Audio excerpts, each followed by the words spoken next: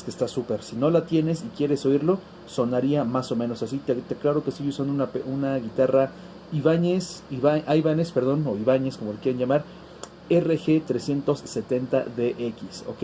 Y sonaría más o menos así.